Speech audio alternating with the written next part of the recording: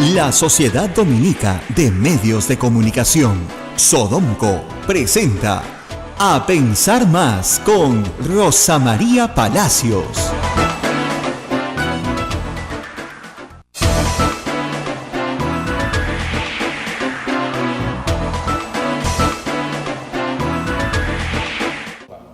Muy buenos días, amigos, y bienvenidos a una edición más de A Pensar Más.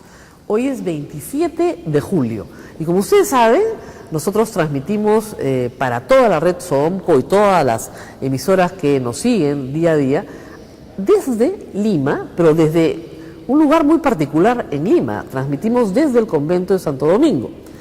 Y para días de fiesta, como hoy, previos al 28 de julio, podemos darnos el lujo de salir de nuestra habitual cabina para movernos a alguno de los ambientes más bonitos que tenemos aquí en el convento, que está lleno de joyas, ya se los he enseñado, pero hemos decidido volver a invitar al padre Luis Enrique, para que, como director del museo, nos cuente cuál ha sido el papel de los dominicos en la independencia de la República.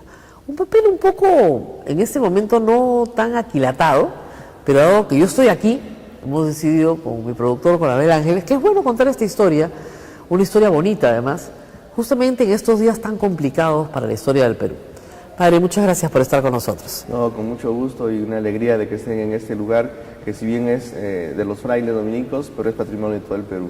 Esto sí es patrimonio nacional, por cierto, pero para empezar a contar un poco nuestra historia, ¿dónde estamos? ¿Qué es esto que está viendo la gente que nos sigue a través de Facebook Live en su pantalla? ¿Qué es lo que está? ¿Dónde estamos? Sí, nosotros ahorita estamos en la sala capitular del convento Santo Domingo. Y es un lugar muy importante dentro de los conventos porque en las salas capitulares se reunía el capítulo. Y el capítulo son todos los hermanos profesos solemnes asignados canónicamente a un convento. Entonces acá se reúnen todos los que tienen derecho a voz y voto y a ser votados también.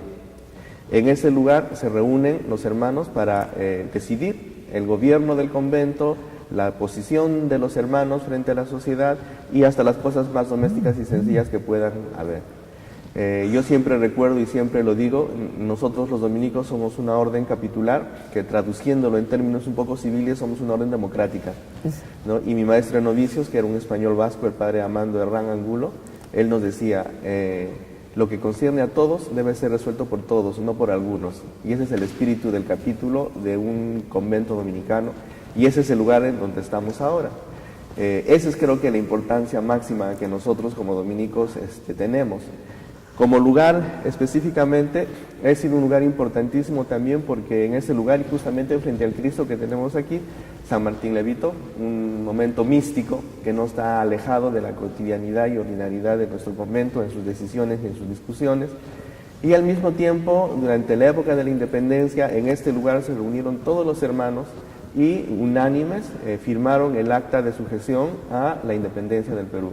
Pero hay que decir una cosa también, para quien no ha visitado nunca el convento, estamos exactamente sobre la tumba de Santa Rosa de Lima. Sí. Pues es un lugar muy importante dentro del convento, tan importante que la santa, digamos, más importante del Perú, la primera santa de América, fue enterrada debajo de la sala capitular. Sí, debajo de la sala capitular está la cripta del convento. Exacto. ¿No? En la cripta del convento se enterraban todos los frailes dominicos y los terciarios y terciarias de nuestro convento. Santa Rosa de Lima, como terciaria dominica, tenía el derecho de enterrarse dentro de un convento dominicano junto a sus hermanos los frailes, porque en nuestra orden, pertenecen a nuestra orden, mejor dicho, con la misma calidad de pertenencia los terciarios, que hacen votos al maestro de la orden, ¿no? Su compromiso laical frente al maestro de la orden, a nuestro Padre Santo Domingo y a nuestra Santa Madre, la Virgen del Rosario. Por lo tanto, son laicos que si bien viven sus vidas desde fuera del convento, sean varones o mujeres, pertenecen realmente a nuestra orden dominicana desde su vocación laical. Y estos cuadros que nos rodean, se ven un poquito en las cámaras, representan las vidas de quiénes. Sí, es una serie de cuadros que representan la vida de un solo santo, que es Santo Tomás de Aquino. Exacto. Sí, un santo muy importante y para la iglesia y para los dominicos también. Claro, Santo Tomás de Aquino fue aquel que le dio el nivel científico a lo que significaba dar cuenta de nuestra fe. utilizando justamente la filosofía como herramienta que terminó siendo teología, obviamente. Exactamente. Y los cuadros representan escenas de la vida Sí. de Santo Tomás de Aquino. Estos cuadros son del siglo XVII, creo. Sí, son cuadros del siglo XVII, son anteriores al esgrafiado en dorado, que normalmente ya son propios del siglo XVIII, ¿no? Son de escuela cusqueña, y bueno, y han estado aquí por muchos siglos, porque no se ha variado ni se ha modernizado ni nada. La sala capitular, bueno, un poco en el siglo XVIII, pero los cuadros se han mantenido en sus lugares desde aquellas épocas. Estas sillas que están acá, estas bancas largas, es el lugar donde se sientan los hermanos. Es el lugar donde se sientan los hermanos. Antiguamente había doble sillería, porque en este convento habían hasta 200 hermanos. Solo se ha conservado ya la sillería que está adosada a las paredes, ¿no? Y es donde se sientan los hermanos. En la silla principal se sienta el prior del convento, y cuando se sustentaban las tesis de la Universidad San Marcos acá, el que hacía la sustentación se sentaba en el púlpito, o se ponía en el púlpito, y en la parte de abajo se sentaba su amanuense para que le diera las notas y los alcances. Exactamente. Todo lo que él necesitaba. Ustedes no lo pueden ver acá, pero si me ayudan con la cámara, hay un balcón en la parte de atrás de esta sala, que ustedes dirán que raro, una sala con balcón. Sí. Pero el balcón es importante en esta historia. ¿Por qué está ese balcón acá? Sí, bueno, ese balcón es importante porque de esa manera se hacía presente, conservando la clausura del convento, el virrey, la autoridad del virreinato del Perú. Él se ponía ahí para escuchar las tesis y sustentar las tesis, y daba su voto de aprobación o desaprobación levantando la ventanita o cerrando la ventanita, porque son ventanitas que se abren para abajo. Exacto. ¿No? Y bueno, él se hacía presente ahí y tenía un espacio privilegiado para poder escuchar toda la sustentación de las tesis. Hay que entender que lo que ustedes están viendo, todo es original. Todo es original. O sea, esto correcto. no ha cambiado en 400 años. Sí, no ha cambiado más de 400 Más de 400 años ya. Sí, porque una de las cosas también interesantes de nuestra orden dominicana en el Perú, que nosotros somos independientes hace 479 años. Somos una provincia autónoma hace 479 años. No hemos dependido de España hace 479 años. Aun cuando al principio, evidentemente, los sacerdotes que llegaban eran españoles. Sí, obviamente, eran españoles, y también franceses y también belgas, o sea, no solamente españoles. Nuestra orden es una orden internacional, mayoritariamente españoles, sí. Tanto es así que, por ejemplo, el convento del Cusco no fue dado a un fraile español, sino a un fraile francés, Fray Juan de Olías. Y él asume el Coricancha, Y en él realidad. asume el convento Santo Domingo del Cusco, el Coricancha. Que está claro. sobre el Coricancha, que es también una joya nacional. Pero hablemos un poco de lo que nos convoca, que es la independencia del Perú. Y para eso hay que entender un poco, ¿cada cuánto tiempo se reúne el capítulo? Los capítulos de la comunidad normalmente se reúnen una vez al mes por constituciones, ¿no? Ahora, los capítulos electivos son de un convento, son cada 3 años. Cada 3 años. O sea, cuando acá hay Claro. capítulo, hasta ahora hay capítulo. Por supuesto. eso Hasta no ha ahora hay cambiado. capítulo. Se reúnen acá todos los frailes, pero todos los frailes del Perú vienen en realidad. Cuando hay capítulo provincial. Cuando hay capítulo de la provincia vienen todos los frailes. Cada convento es autónomo en sí mismo, Claro. dentro de la provincia, ¿no? Todos los conventos forman una provincia, los conventos y casas forman una provincia. Todas las casas y conventos mantienen su autonomía interna administrativa, que tiene límites, obviamente, ¿no? Y todos somos miembros de la provincia dominicana, en este caso San Juan Bautista del Perú. Y como anécdota también les puedo contar que es una cosa que nos enseñan desde que somos novicios. Estados Unidos, cuando se formó, copió las constituciones de nuestra orden dominicana para fundarse como Estado. ¿Ah, sí? Porque nosotros somos una democracia por delegación y tenemos este sistema desde 1216. Y cada convento es autónomo como cada estado es autónomo, cada Ajá. convento tiene su prior como cada estado tiene su gobernador, cada convento tiene su capítulo como cada estado tiene su reunión de legisladores. Exacto. Todos estamos unidos en función del provincial, las provincias en función del maestro de la orden, y elegimos a nuestros delegados para que vayan a votar en nuestro nombre. Claro, eligen a sus delegados para que vayan a votar. Ustedes, por ejemplo, de la provincia del Perú, cuando Al son maestro de la convocados orden. al maestro de la orden. Y cuando somos de los conventos, al provincial del Perú, o del lugar en donde Es sea. igualito que el sistema de Sí. colegio electoral en los Estados Unidos. Bueno, te dije que lo copiaron del nuestro. Esta es una anécdota que no sabía. Siempre, lo que bueno de trabajar acá es que siempre uno aprende cosas nuevas.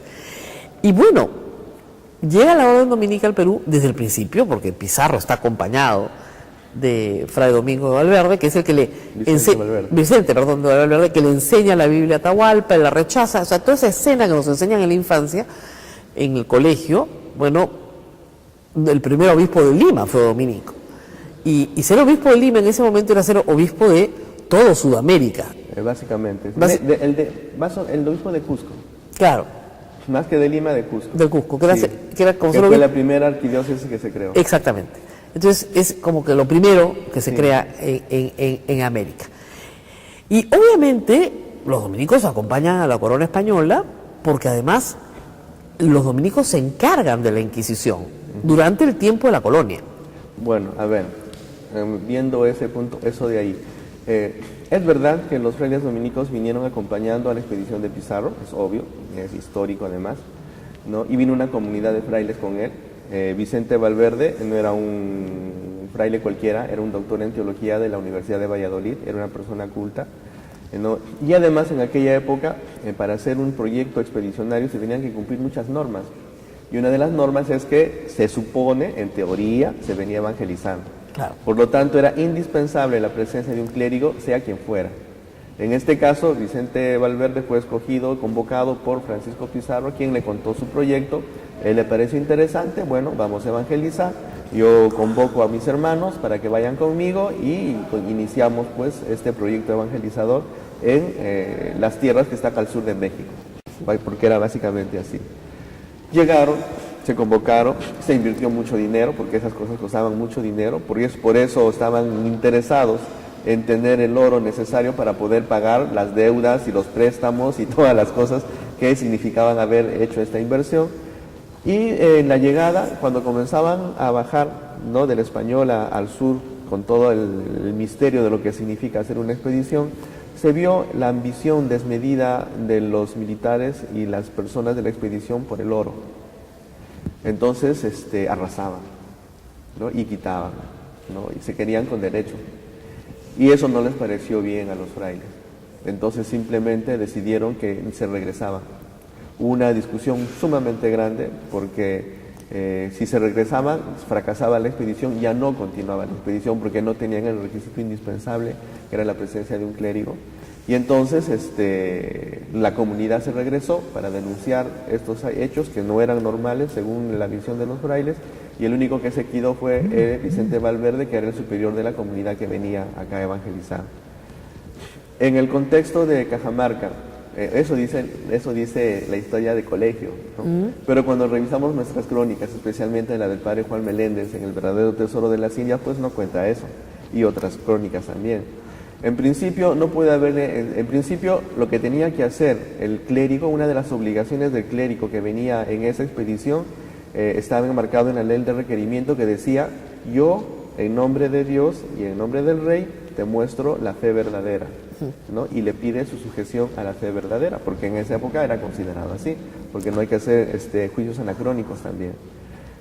Pero no era pues la Biblia. La Biblia en época debe haber sido un libro Claro, es verdad. Eso no tendría sentido. No tiene sentido. ¿Qué era su libro de oraciones? ¿Qué representaba la palabra de todos Dios? Los días, la palabra de Dios, porque era una representación. Para aclarar un poco lo del colegio. Pero cuando lees al padre Meléndez, resulta que Atahualpa y Vicente Valverde se pegaron una conversación como de 4 horas, ¿no? Tenían un intérprete que estaba ahí, estaban en un lugar en donde nadie tenía acceso, conversaron de lo más bien, hasta se pusieron de acuerdo, hicieron muchas cosas, y los españoles se desesperaban porque no sabían qué es lo que el padre estaba haciendo y comenzaron a hacer alboroto. Y además tenemos que recordar que cuando llegaron los españoles, llegaron en un momento de desintegración o de declinación del imperio del Tamaulipas. Había una guerra civil en el Perú, claro. No, y además, no es que ese es término occidental. No, obviamente. No, lo que pasa es que estaban en el momento de la sucesión de la corona. Claro. Y tenía que haber el Sapan Inca, o sea, el uno solo. Sapan significa un hito único, sin nadie más que uno. Entonces, los contendientes a tener la mascaipacha, que es la corona, tenían que pelearse entre ellos para que uno ganara, y el que ganara tenía la mascaipacha. No es que era una guerra civil, esa es visión occidental, ese es el modo como ellos, ¿cómo se llama?, hacían la sucesión del poder. Claro, pero Huáscar ya estaba muerto cuando ya sí, porque Atahualpa ya había arrasado con todo Cusco, porque tenía que arrasarlo, él tenía que ser o sea, uno de los tenía que ganar, en este caso ganaba Atahualpa. ¿no? Pero Atahualpa venía de Quito, ¿no? Es que el imperio de Tahuantinsuyo es hasta Colombia y hasta Tucumán en Chile y hasta la mitad. Ambos eran hijos de Huayna Cápac, ambos tenían derechos, ciertamente. No Pizarro aprovecha esta situación. Pizarro aprovecha esa situación también de descontento porque las otras culturas sometidas al Tahuantinsuyo ya no soportaban a los incas. Claro. Y dos españoles no hicieron todo lo que hicieron. Ya se habían asociado a otras civilizaciones que estaban en el Ecuador, en lo que llamamos hoy Ecuador, ¿no? Que querían liberarse del dominio inca y simplemente ya venían con todo ese apoyo de soldados y personas y todo lo demás. O sea, no es que venían ellos solitos. Y regresemos a los dominicos. Entonces, sí, el requerimiento, que así se llama esa famosa escena, termina en que finalmente Atahualpa es ajusticiado por los españoles. Sí, termina siendo ajusticiado y Vicente Valverde, ya que lo conocía a Atahualpa porque había conversado bastante, entonces decide bautizarlo. ¿Para qué? Para que Pizarro no mate a un otro católico. Pero resulta que Pizarro, que era muy inteligente también, le sacó la vuelta y creó la figura de la guerra civil y que había matado a su hermano, por lo tanto teníamos que matarlo. Claro. Atahualpa llegó a ser bautizado. Claro. Y para salvarlo. Y obviamente, y las personas que dicen, la historia oficial que dice, le obligaron, le impusieron la doctrina. Era para salvarle la vida. Sí. Claro, pero no se pudo. Bueno, no, porque Pizarro, que era muy vivo, sacó la vuelta a eso y dijo, no, ha matado a su hermano, y por lo tanto hay que sentenciarlo. Claro. Bueno, vamos a hacer una pausa porque vamos a regresar, ya vamos a saltar 300 años y vamos a llegar a la independencia, no se preocupen, pero tenemos que hacer una introducción a toda esta historia. Estamos en la sala capitular del convento de Santo Domingo, 27 de julio, día previo a Fiestas Patrias, y estamos hablando de la independencia del Perú, estamos haciendo un poco de historia, y estamos conversando con el director de nuestro museo, que ustedes pueden visitar casi cuando quieran. Al final del programa les voy a decir cuándo lo pueden visitar. Vamos a la pausa y volvemos. Y continuamos conversando en esta cita previa al 28 de julio, esperando lo que tenga que decir el presidente de la República mañana sobre la justicia. Qué importante es hablar de la justicia en el Día de la Independencia, la verdad. Pero estábamos conversando con el padre Luis Enrique, director del museo, sobre historia del Perú, que él conoce muchísimo, y de historia de los dominicos, de las cuales ustedes pueden escuchar algunos fragmentos durante la programación de la radio, para hacerles entender a ustedes que, bueno, los dominicos se asentaron acá, de los dominicos salieron varios santos durante la colonia, los dominicos adquirieron fortuna y poder, si se quiere, dentro de la colonia, y también la responsabilidad de la Inquisición, que la corona española se las entrega. Sí. Bueno, nosotros tenemos que recordar que el Tribunal de la Santa Inquisición es un tribunal civil de la corona española. Así es. Encargado a los clérigos en general. Los dominicos no hemos sido los únicos. Han estado los franciscanos, los jesuitas, los diocesanos, y creo que los dominicos, al menos en Sudamérica, no hemos tenido una participación muy grande, ha sido bastante modesta. Y tú lo puedes corroborar en los archivos propios del Tribunal de la Inquisición, que está al costado del Congreso, que es un museo que pertenece al Congreso, básicamente, ¿no? Y en los casi pero en España sí, ¿no? años, en España sí. En España sí, porque nació ahí. Claro. ¿no? Nació y porque ahí. Torquemada era dominico, ¿no? Bueno, hay locos en todas las familias. No, es que esa es una realidad. Esa es una realidad, claro que sí. No era la actitud propia o ordinaria de los frailes, que creo que aquí en América, con Bartolomé de las Casas, con Antonio de Montesinos, se corroboran, ¿no? Claro. En la lucha de la defensa por los derechos de los indígenas. Eso es interesante, porque Bartolomé de las Casas era dominico también. Claro. Y Bartolomé de las Casas es el gran defensor de los derechos de los indios, el que le pide las famosas leyes nuevas al rey de España, sí, para proteger lo que él consideraba era una masacre. Y se dirige al rey de España y finalmente hay toda una confrontación, ¿no?, con Ginés de Sepúlveda, sobre si los indios tenían alma o no. Y él gana la confrontación. Él gana el juicio, que era una especie de juicio, él gana el juicio y gracias a eso todos los sudamericanos, o mejor los nativos de Sudamérica, somos considerados hijos de Dios y por eso sujetos a evangelización. Exactamente. Y corrieron con mucho mejor suerte que los que fueron antes evangelizados, que fueron los mexicanos y los centroamericanos. En Sudamérica, como llega la conquista después, hubo tiempo de denunciar los abusos, ¿no? Claro que sí, y esa era una actitud constante de Vicente Valverde, tanto así que el rey lo nombró protector de indios, y todas las cartas que hablan justamente de las denuncias en contra de los militares y los políticos de la época frente a la corona española están en el Archivo General de Indias en Sevilla. Entonces, ¿no? Ustedes los pueden verificar ahí realmente, ¿no? ¿era un sentimiento antimonárquico el que tenían los dominicos del Perú? No, porque también habían algunos realistas dentro especialmente los españoles, ¿no? Porque aquí hay que recordar que habían criollos y españoles. También, ¿no? Acá en el convento. En el convento, por supuesto. Claro. No es un sentimiento antimonárquico, yo creo que es un sentimiento en contra de la injusticia. Porque si no fuera así, pues San Martín no hubiera sido fraile del convento, siendo mulato, ¿no? Claro. Porque al final él terminó siendo miembro de la orden cuando su papá le reconoció, porque era un bastardo, era un hijo legítimo. ¿No? Si no hubiéramos aceptado indígenas dentro de nuestra orden, como hermanos legos también, ¿no?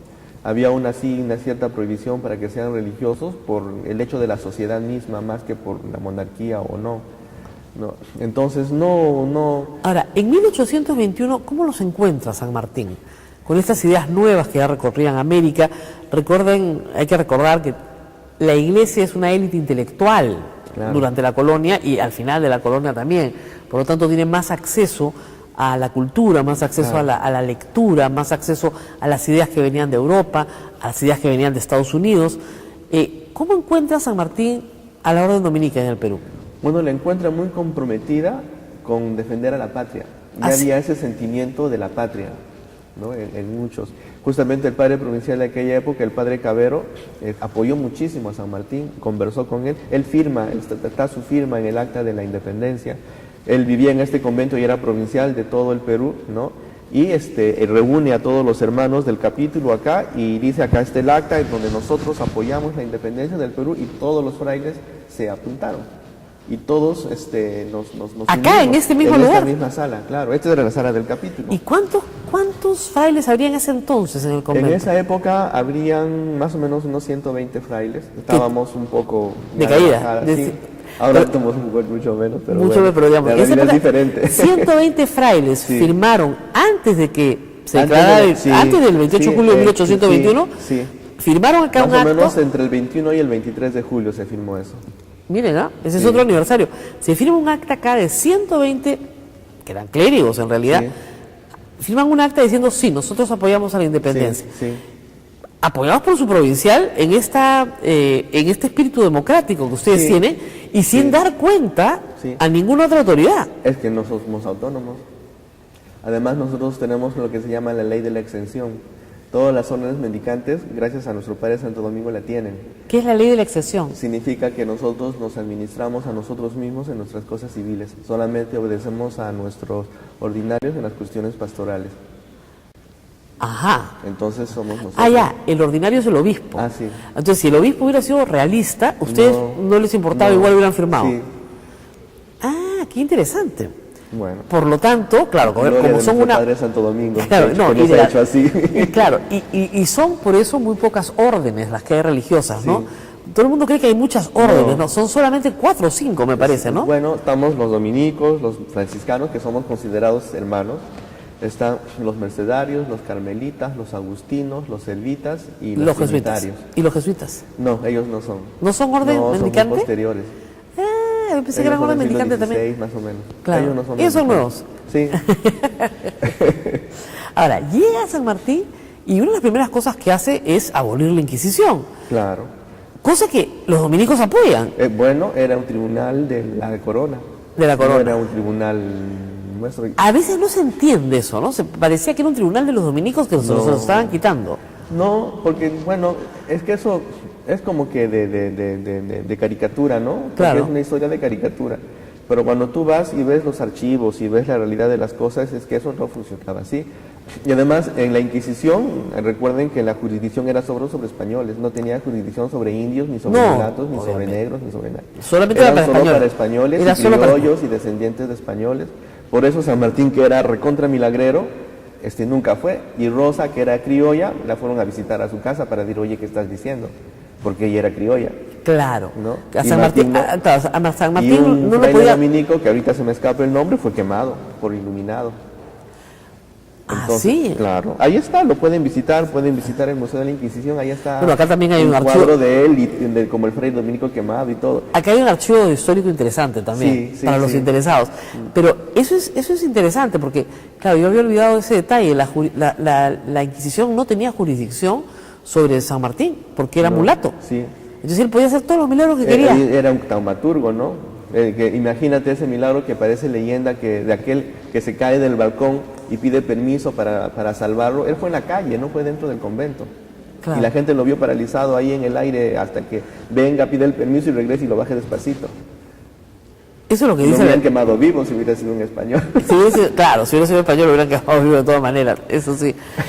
Y bueno, entonces los frailes acá estaban contentos con la emancipación. En general sí, porque esa era la actitud generalizada. Obviamente, como en toda familia, hay algunos que eran realistas. El padre Cavero, que era el provincial del Perú, que al final como que descuidó sus labores como provincial y se fue detrás de San Martín a ayudar en todo lo que sea necesario, dio dinero de la provincia, dio joyas de las imágenes de los santos para poder ayudar a sustentar el ejército de San Martín. Se ofreció a acompañarlo en todo momento y aprovecharon de eso un grupo de frailes que apoyaban pues a la corona española y como que lo relegaron un poco y él tuvo que escaparse y se escondió en el Callao. Estuvo varios meses escondido en el Callao hasta que al final ya se declaró la independencia, varios días, porque fue eso del 1923, fue más o menos aquí, y el 28 de julio la otra declaración, y más o menos esos días escondido en el Callao, y hasta que al final ya no pudo hacerse nada y él regresó como provincial, repuesto en su sitio, y los realistas se tuvieron que ir. Y al final él terminó como párroco de nuestra parroquia de Yanaguara en Arequipa, que ya no es nuestra, pero era nuestra. Era. Es ex nuestra. Ahora, en ese entonces, los frailes acá producían muy buena música. Sí. Y San Martín encarga la música del himno nacional a un fraile dominico. No fue un concurso. Fue un concurso. Sí, cuéntanos esa historia. San Martín hay poca gente que sabe, los símbolos de la patria son pocos, pero uno de los símbolos de la patria es el himno, es la bandera, el escudo y el himno nacional, no hay más. Sí. Y uno de los símbolos de la patria se creó en este convento también. Sí. Él convocó un concurso público para saber cuál era el himno. Yo creo que San Martín, una de las cosas bonitas que nos dio identidad, ¿no? Y lo podemos ver en la bandera. La bandera de Argentina es propia, la bandera de Chile es propia y la bandera del Perú es propia. Bolívar no, la bandera de Venezuela, Colombia, Ecuador y casi Bolivia es la misma, a dominación total. Yo no le tengo mucho afecto al señor Bolívar. Pero bueno, él nos dio identidad, ¿no? Y convocó un concurso público.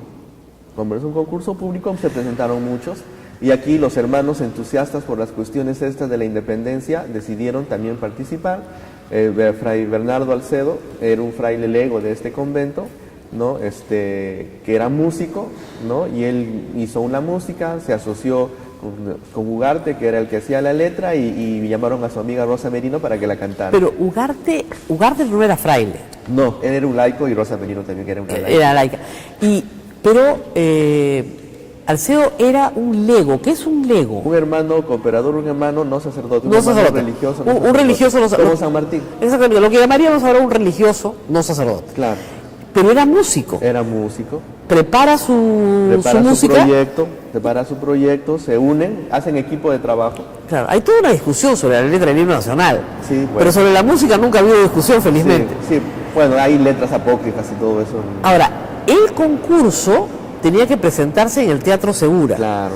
Y se ensaya en una sala muy bonita que hay acá en la sala de la entrada, que era lo lógico porque Rosa Merino no iba a entrar hasta acá. No. A esta sala no entra Rosa Merino porque está dentro del convento. Pero Rosa María sí. Rosa María sí entra 200 años después, Rosa María está acá. Pero Rosa Merino entra a la sala de entrada que se llama, ¿cómo se llama esa sala del techo tan bonito? La sala de recibo. La sala de recibo. Y en la sala del recibo se instalan los músicos. Claro. Y ahí se ensaya. Ahí se ensayaba. Y justamente por eso vamos a hacer un diorama que hable justamente de eso. Obviamente no vamos a poner una imagen de Vicente, pero Bernardo, pero vamos a hacer un diorama en donde la gente puede escuchar la música sola, la música cantada en castellano y en quechua. Estoy buscando dentro de lo que es el museo, porque eso es parte del museo. Dentro del museo, claro, vamos a recrear esa partecita. Y bueno, como siempre lo representan como laico. Lo que pasa es que él varios meses después, casi un año después, él decide salir de la orden porque, bueno, quería crecer, me imagino. O luchar por la como independencia, músico. o lo que fuera. Sí, bueno, se fue a Chile. Y en Chile lo contrataron como músico de la Catedral de Santiago y ahí pasó mucho tiempo. Tuvo muy mala suerte porque siempre que regresaba al Perú nadie lo quería y entonces se regresaba a Chile. ¿Por No qué se nadie lo casó quería? con una mujer chilena, no lo contrataban, no le pedían, no lo... Era el autor del himno nacional. Sí, bueno, así somos. Bueno, así somos, pues, así somos los peruanos. Al autor del himno nacional le fue pésimo después de Le fue componerlo. pésimo en Lima, a pesar de que él quería Yo regresar me enteré muchas que era veces. dominico cuando llegué acá. Me pareció. Primero me enteré que acá se había cantado por primera vez el himno nacional y luego me enteré que el autor era dominico. Sí. Porque no nos lo enseñan en el colegio tampoco. No, es que lo que pasa es que ya le ven la figura del laico con su terno, ¿no? Claro. Yo he mandado a pintar un cuadro de él con su hábito de lego, como el que era dentro, y va a ser... En el momento en el que lo compuso, además. Claro, y además porque hay una cosa que se llama, cuando tú haces noviciado te dicen, todo lo que tú haces mientras tienes los votos solemnes y eres miembro de la orden, es patrimonio de la orden. Ok. Cuando tú te vas, comienzas de cero. Todo lo que hiciste pertenece a la orden. Bueno, ok, y tú entonces- lo aceptas voluntariamente. Entonces la música del himno nacional es patrimonio de la orden. Sí. Pero ya no pueden pedir derechos de autor. ¿ah? No, eso olvídate. Muchas cosas, no pedimos derecho de autor del rosario, que es universal y es patrimonio de nuestra orden. ¿Es patrimonio de la orden? Sí, Bueno, Nuestra Señora del Rosario es la patrona de la orden, pero sí. el rosario se lo entrega la Virgen a Santo Santo Domingo. Eso es lo que recordaba. Sí. Ya, estoy recordando demasiadas lecciones religiosas de mi infancia. Vamos a ir a la pausa y regresamos. No se vayan porque hay más que contar sobre la presencia de los dominicos en la independencia del Perú. Volvemos. Bueno, sí, en la pausa hemos estado pensando con el padre Luis Enrique la cantidad de aportes de los dominicos a la vida social del Perú y bueno, y de la humanidad, ¿no? De los cuales no estamos muy prevenidos, ¿no? Recién en estas conversaciones se entiende. Bueno, entonces queda la música, queda la letra, Rosa Marina lo canta, se hace popular, hay toda una discusión sobre la letra, hemos tenido que cambiar la letra del himno. Yo aprendí uno de niña que cada vez que lo cantamos me sale el que aprendí de niña y todavía no puedo con el nuevo, puedo pero por pedazos. Porque bueno, lo que aprendes de niña es como el Padre Nuestro, ¿no? Sí. Cuando lo cambiaron, qué difícil es volverlo a rezar de otra manera. Pero, a lo que voy es al entusiasmo dominico por la independencia. Sí, pues sí. Y ha sido una como constante, ¿no? Desde la defensa de los derechos de los indios con el padre Bartolomé de las Casas. Bartolomé de las Casas, no solamente con él, que nunca vino a Perú, sino también con Jerónimo de Loaiza, que creó el primer hospital para mestizos e indios y todo eso. ¿El hospital Arzobispo Loaiza es en honor a él? Él es dominico. Pues. Es dominico Claro, también. claro. Ah, ya, el hospital Loaiza también, ¿ah? Claro, Ya. ¿no? Entonces ha sido muy constante la cercanía de los frailes. Justamente hace unas 2 semanas recibí acá en el convento a un faugino francés que es profesor en la Universidad de Sorbona, que está justamente haciendo su investigación, ¿no? Para un grado que él quiere obtener, acerca de los dominicos que defendieron los derechos de los indígenas. Y entonces está de cabeza en nuestro archivo, obviamente. Claro, y porque en no otras solamente, cosas. o sea, Bartolomé de las Casas lidera un movimiento inicial que es el que hace que el rey de España dé las leyes nuevas de Indias, pues salieron las leyes de Indias, pero después las leyes nuevas, Sí. que dan mayor protección del abuso, digamos. Obviamente igual había tributo indígena, o sea, esas cosas no desaparecieron, pero sí había un sistema de protección judicial, ¿no? Sí. Y luego hay un movimiento constante a lo largo de 300 años o de 200 años siguientes de protección también. Sí, pero fíjate, mira, es verdad que Bartolomé es el más conocido, pero él se convirtió en una prédica de un dominico porque él era un diocesano que tenía su doctrina. Ya. Entonces él fue un fraile dominico en la isla de la Española que en Semana Santa le dice, ¿no? Antonio de Montesinos dice, no vamos a absolver a ningún español si es que no dejan de matar, si es que no devuelven las propiedades a los indios y no los tratan como seres humanos. No los vamos a absolver. Y él estaba presente en esa misa. Y al final la frase de Antonio de Montesinos es que ¿acaso estos no son hombres también? Dijo eso. Ahí se convirtió Bartolomé de las Casas, dejó todo, devolvió todo y se fue a España, entró a la orden y viene con todo eso. Pero eso de la defensa de los derechos de los indígenas era una reflexión de la comunidad de aquella época. ¿no? Antonio de Montesinos, pero de Córdoba es el prior de la comunidad. El gobernador, que era un Colón, el hijo de Colón, va y le dice que se retracte, y él dice no, esa es reflexión y posición de la comunidad. Y como eran mendicantes que tenían que pedir comida a la gente, los casi los matan de hambre. No les querían dar nada. Y todo esto sucede en Panamá, no, en La Española. En La Española. En La Española. Sí. Y bueno, y luego, como les digo, todo este impulso regresa y las ideas libertarias funcionan entre los dominicos. Sí. Y funcionan en San Marcos, que es fundado por los dominicos Sí. también, Sí. y el Convictorio San Carlos, que también es fundado por los dominicos. Bueno, los jesuitas. Jesuitas, perdón, esa es la competencia. Sí, sí. No, y también una cosa, ¿no? Porque también nosotros ya éramos independientes. Claro. Nosotros éramos una provincia independiente, igual que cualquier provincia europea, hace 479 años. O sea, en los 1821 ya habían 300 años de independencia de la orden, que tenían los mismos derechos que cualquier provincia europea. Éramos igual que todos, no éramos menos ni diferentes, ni dominados, ni subyugados, ni dependientes de nadie. Éramos completamente autónomos hasta ahora. Claro, entonces eso les pareció como que iba a Lógico. tono con lo que pasaba en ese momento. Y el tema de la esclavitud, ¿cómo lo manejaron? Bueno, esa era una cosa de la sociedad en general, ¿no? Pero cuando ocurrió, en principio que la primera liberación de esclavos la tuvo el libertador San Martín. Así es. Y Bolívar los devolvió a sus amos. No, lo que hicieron fue una ley de vientre libre primero, ¿no? O sea, todos los que nacían a partir del 28 de julio de 1821 nacieron libres. Sí. Y eso sí se respetó. Sí. Y luego los que marcharan a favor de la independencia También. se les garantizaba su También, libertad. también. Y también se respetó. También. ¿No?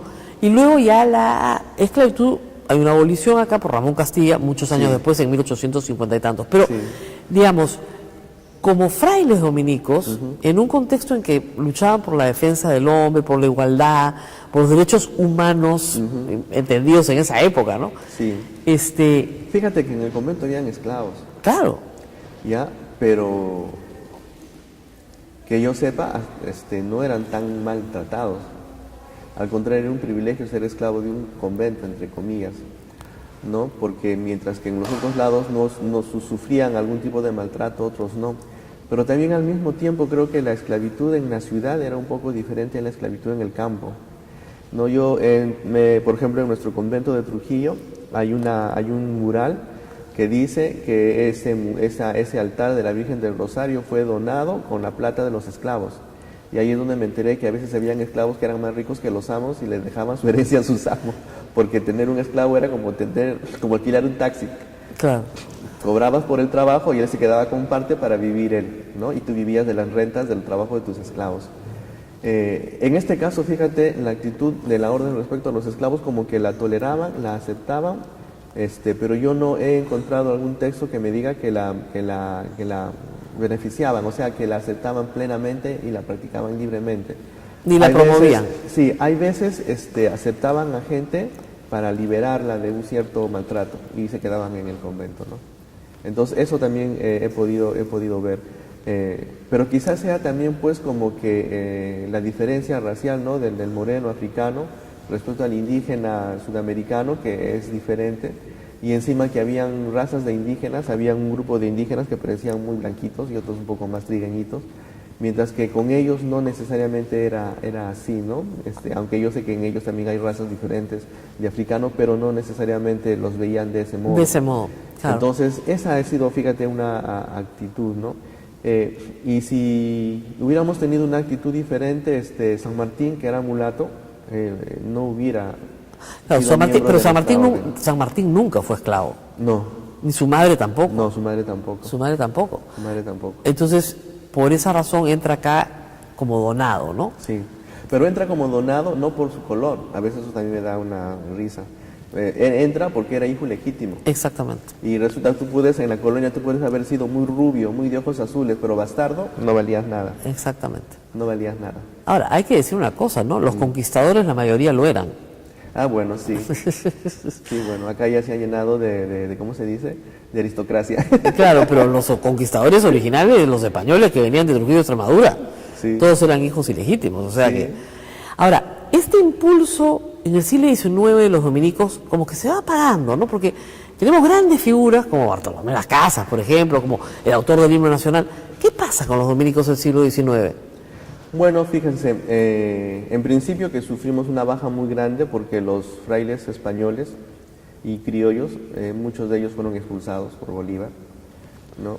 Nos redujimos toda la provincia, que era toda una presencia misionera con conventos llenos, desde Piura, a Ancash, el sur del Perú, hasta Puno, incluyendo Potosí, se quedaron en 3 conventos, que era el de Cusco, el de Lima y el de Arequipa, ¿no? Los demás fueron expulsados. Entonces tuvimos un bajón muy grande. ¿Por qué los expulsó Bolívar? Por españoles. Solamente por el hecho de ser españoles. Sí, y dijo pero si la provincia había aceptado la independencia, había firmado por la independencia. Pero Bolívar no entendía eso, pues por eso yo no le tengo mucho cariño. Sí. Y no solamente a nosotros, también a todas las demás vidas religiosas. A todas las más órdenes. No somos los únicos en eso, ¿no? No, evidentemente tenía un sesgo anticlerical, eso es claro. Sí. Pero el anticlericalismo, digamos, sí, había apoyo de las órdenes religiosas, Sí.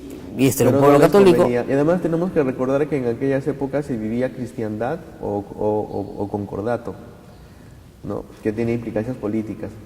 ¿Cuál es la diferencia? Es que ahora tenemos un convenio bilateral simplemente entre estados, ya no hay concordato, que simplemente da ciertas exoneraciones a la iglesia y ya. No, pero cuando en esa época se veía... Es que, por ejemplo, en esa época el obispo lo proponía el presidente. No, en los primeros años de la Claro, independencia, sí. claro. No, lo que sucede es que en ese momento el Perú era confesional. Bueno, Es lo que estaba confesional. Y él quería destruir eso también. Claro, pero siendo Bolívar perfectamente consciente de que estaba fundando un Estado confesional, una república confesional, a santo de que expulsar sacerdotes españoles, ¿no? Bueno, pero pasó. Por eso les digo, de todos los conventos que tenemos, tú ves una iglesia de una torre donde está Santo Domingo, la Virgen del Rosario, San Miguel o Santa Ana, presencia dominicana. Claro, ahí estuvieron los dominicos. Sí, San Miguel también. sí. O sea, Piura de todas maneras. Ya, por supuesto, la primera que hicimos fue esa. O sea, eso es dominico, miren qué Ex curioso. dominico. Ya no están los frailes, pero ha sido construido por los Exactamente, pues fue construido por dominico. Hasta la catedral de frailes. Piura. No, la primera iglesia chiquita que está en una huaca. Sí. Pero claro, pues están por todo el Perú, tienen que haber estado. Entonces se reduce mucho la presencia Sí. en la República. Sí. En los primeros años de la República, por Sí. la presencia de Bolívar. Bueno, hasta 1879, nuestra provincia estaba a punto de desaparecer. El maestro de la orden de aquella época mandó a una delegación de frailes italianos para que vengan y refloten la provincia. Estábamos muriendo. En 1879, cuando Sí. arranca la guerra con Chile. Sí. Nada más y nada menos. Sí. ¿Qué tal año para venir? Sí, bueno. Por eso muchas de las cosas que tenemos son neoclásicos renacentistas y el barroco español clásico ya no está. Claro, por eso es que la iglesia, que es abierta al Sí. público, acá adentro sí se observa pues estos balcones. Sí, pequeñas cosas. No, perdón, el patio de entrada es completamente morisco, Sí. ¿no es cierto? Pero ya la iglesia, sí me habían explicado que esos decoraditos que tenemos como teatrales son de la influencia italiana de Sí. finales del siglo XIX. Sí, bueno, toda la iglesia realmente. Es italiana. Al 100%. Es mucho más italiana que española. Sí, sí, lo único que creo que queda del barroco español es el púlpito, lo demás no. Claro, el púlpito sí, es verdad.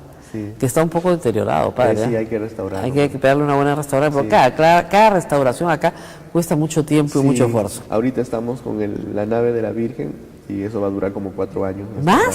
Sí. Pero cuando yo llegué acá ya lo estaban arreglando. No, tú viste el altar de los santos peruanos. Ya. Ya está restaurado el altar mayor, Y así es. el altar de los santos peruanos, ahora falta el de la Virgen. Pero de la Virgen ya lo estaban haciendo más o menos a la par, ¿ah? No, No, estaba cubierto, sí, Sí, porque Defensa estaba Civil nos dijo que ahí es peligroso. Pero no podíamos tener gente allá abajo, porque ya. estaba pulilladito. Pero ahora ya estamos haciendo el esfuerzo de que aunque sea poco a poco, porque es muy difícil conseguir financiación para eso, para restaurarlo, ¿no? claro, no, aparte es un trabajo artesanal, hay que hacerlo muy despacio. Sí, poco a poco, y a mano todo. Y a mano todo, porque si Sí. no todo se malogra, o sea que hay Sí. que volver a empezar. No hay máquinas que ayuden. Así que a pesar de que los dominicos tuvieron entusiasmo por la independencia, aportaron la letra del himno nacional, ganaron el concurso, Bolívar los terminó expulsando. Sí, Qué historia tan trágica, ¿no? bueno, sí, él también terminó trágicamente, obviamente. Bueno, evidentemente, su vida no fue un lecho de rosas tampoco, eso es cierto. Y no la pasó en Lima nada bien. No. Pero hay que decir que es como que una historia trágica, ¿no? Para la independencia. Y eso que, por ejemplo, después de la batalla de la quina de Ayacucho, fueron a hacer la misa de Te Deum al Cusco, pero lo hicieron en nuestra iglesia, frente a la Virgen del Rosario y allá, porque Bolívar era cofrade. ¿Era qué? Cofrade de la Virgen del Rosario. Pero si era cofrade de la Virgen del Rosario. Bueno, no se puede vender de esas cosas políticas que ocurren ahora también. Claro. ¿No? Cuando cantan canciones los milagros, etcétera. Claro, cargan de milagros, vienen al Papa y se toman fotos, Sí. ¿no es cierto? Unos fariseos, pero de aquellos, y después están rodando en el Poder Judicial o qué sé yo, se están repartiendo, Dios sabe qué Bueno, privilegio, es la ¿no? actitud humana, ¿no?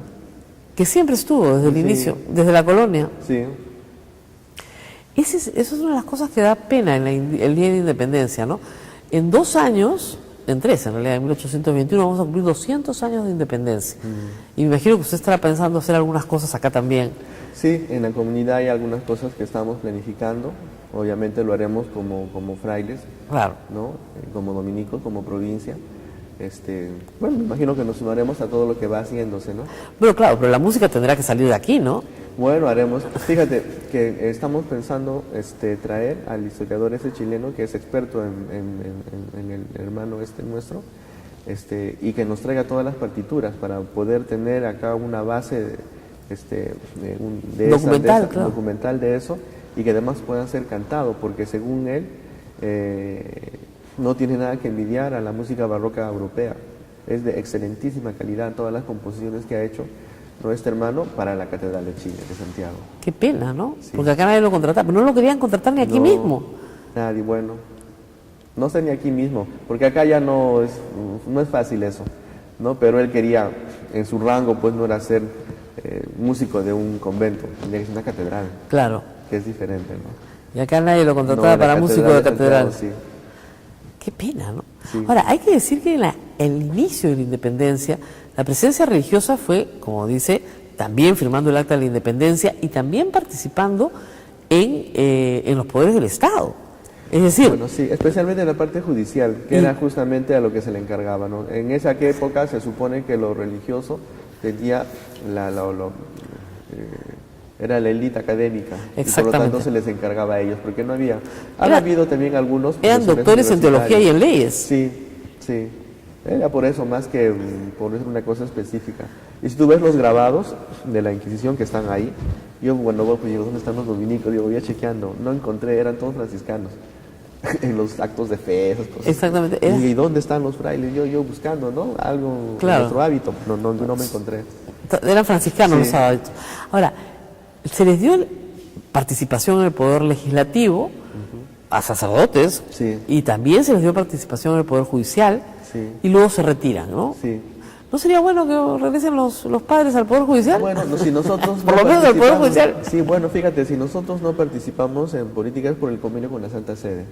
Claro. Por eso cuando un sacerdote decide participar, se le quitan todas las licencias ministeriales para que vuelva, se reduce al estado clerical y al estado Civil. laical y pueda participar de la actividad política, ¿no? Porque si no hubiera eso, te aseguro que el Congreso estaría lleno de padrecitos y monjitas. Sí, Sí. si es que no tuvieron... Ahora, Sí. es una norma de derecho canónico la que les impide participar ahora, ¿no? Es una norma de convenio internacional, no tanto de No, derecho para el canónico. caso de ustedes puede ser que no aplique, pero, digamos, para todos los diocesanos, el derecho canónico les prohíbe participar. Sí, bueno, a ver, El Código de Derecho Canónico. ya, sí, es que eso está enmarcado en los convenios de la Santa Sede con los diferentes estados, porque si no, la Iglesia o los miembros de la Iglesia ministerialmente y con votos Ajá. estarían en muchos de los poderes de todos los estados del planeta. Claro, Entonces es más que todo el convenio a ese nivel, ¿no? a ese nivel. Sí, porque por eso pues anularon a los jesuitas, ¿no? Por meterse demasiado Bueno, en los política. expulsaron de América Por 2 meterse veces. mucho en política, porque ellas eran ¿Dos los- veces? Sí, porque eran los directores espirituales de los reyes y de todo lo demás. No, los expulsaron 2 veces de América y se volvieron a meter. Ahora es una orden que tenía que prevalecer, ¿no? Porque si no, no hubiera prevalecido, ¿no? Bueno, si es voluntad de Dios, prevalece. Prevalece. Sí, Eso es lo que digo. Si lo que es voluntad de Dios prevalece, lo que no es voluntad de Dios no no prevalece. prevalece. Bueno, por eso los dominicos tienen 800 años, ¿no? Hasta ahorita, gracias a Dios, sí. Y han prevalecido. Estamos prevaleciendo y Es- esperemos que sigamos así. Así es. Actualmente viven muchos menos frailes aquí en el convento, no se asusten, no viven 200 ni 120, ¿eh? Sí. Tengan cuidado. Ahora viven 12 frailes acá, me parece, Sí, ahorita sí. y en una Este, zona modernizada. Sí, en una zona que ya está adaptada a nuestra época, ¿no? Es así, y ahí de repente podemos decir, ¿no?, a los chicos que quieran ser frailes, bueno, que nos vengan a visitarnos. La promoción vocacional siempre tiene que estar presente. Nuestra vida es apasionante, nuestra familia es universal, ¿no? Podemos ir a cualquier país y vamos a encontrar un convento dominico y con frailes dominicos haciendo su misión ahí. Y nuestra familia dominicana está compuesta no solo por los frailes, sino las monjas de los monasterios, las hermanas de vida apostólica y los laicos, ¿no?, como Santa Rosa, que era una laica dominica y Y muchos laicos misioneros. Muchos laicos misioneros. Que nos están escuchando, además, porque nos siguen a través de toda la red de Sodom con todo el Perú. Sí, no, muchísimo. Y todos ellos, pues, vivimos el espíritu que nuestro Padre Santo Domingo nos dejó como carisma. Y es ese espíritu de mente abierta, de estilo capitular, como nosotros Dicen que son llamamos. los curas caviares. No, esos son otros. Los curas caviares son los que tienen ideología. Nosotros queremos evangelio. Yo creo que el evangelio es mucho más revolucionario que cualquier ideología humana. Esa es una muy buena respuesta de un sacerdote bien formado. Bueno, creo que ya vamos terminando. ¿Me dicen que sí? ¿Tenemos que hacer una pausa más? Una pausa más y volvemos. No se muevan, regresamos. Bueno, estamos aquí en las horas previas al 28 de julio, un 28 de julio muy esperado esta vez, porque es la primera vez que el presidente Vizcarra va a dirigir un mensaje a la nación siendo presidente de ejercicio, ¿no? El mensaje que dirigió el día que juramentó en realidad fue una manifestación de intención. Se acababa de enterar 48 horas antes de que iba a ser presidente del Perú. Así que este es su primer mensaje real. Me dicen que va a hablar de todo, pero obviamente el tema fundamental va a ser el de la justicia. Así que esperemos que nos diga muchas cosas. Y también hay que decirles que el museo va a estar abierto 28 de julio. Mañana 28 está abierto al público. El museo está abierto al público, por supuesto, porque es un día en que la gente sale.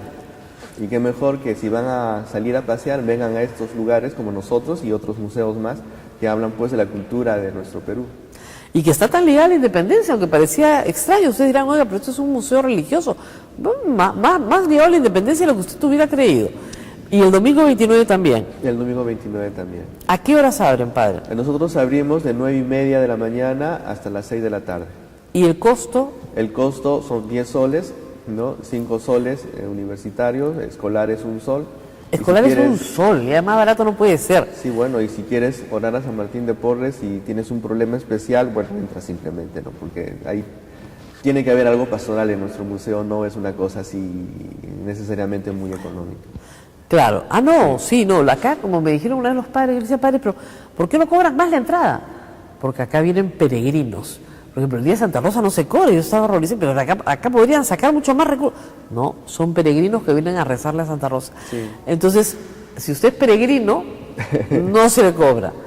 No, puede venir a rezarle a San Martín, a Santa Rosa. Sí. Pero en general, la entrada a 10 soles estaba en 7, ya me parecía, y hasta en 5 estaba en alguna época, un poquito poco, ¿no? Sí. 5 para universitarios y aprenden un montón. Sí. Y eso incluye una guía que les cuenta toda la historia completa. Sí, lo que pasa es que nosotros tenemos que ver que si viene una familia, imagínate, si son 10, si son 4 o 5 personas, ya son 40, más todo lo demás, entonces gastan, ¿no? Y si bien a nosotros nos ayuda muchísimo, porque hay que hacer cosas de restauración que ya estamos metidos en ese proyecto, si bien nos ayuda muchísimo, también entendemos que hay que ayudar en la economía de la familia, porque este es un lugar familiar, acá pueden acceder. Pero por eso me gusta trabajar acá.